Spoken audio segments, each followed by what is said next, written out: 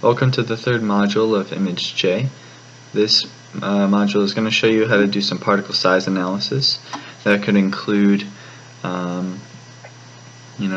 filtering out large or small particles, as well as filtering out particles that are not circular, as well as the threshold type operation that we did in the last video. So we could sort by color or brightness as well. Okay. If I go to the program here, and we're going to open up this image here, so we just drag it in.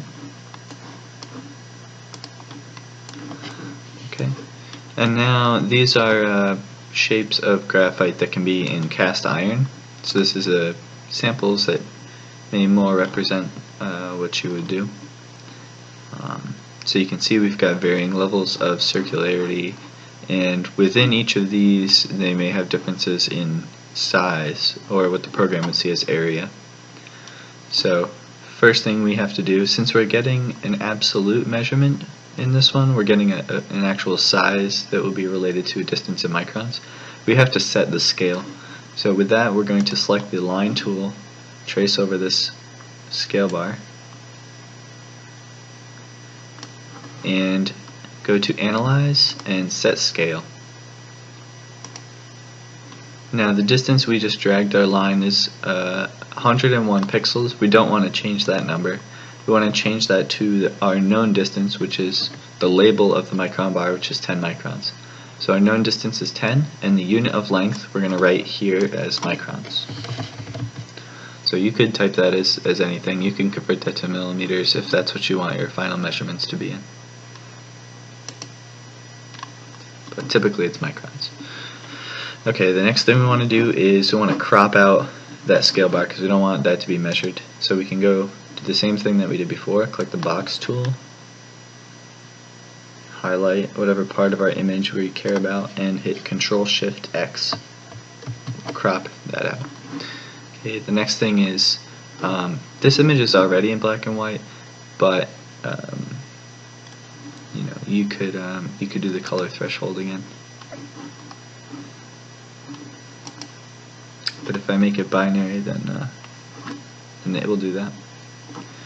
Okay, and the next step is to analyze particles.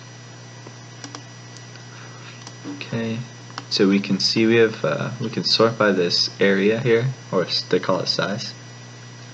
We have circularity, and what we'd like to show is outlines.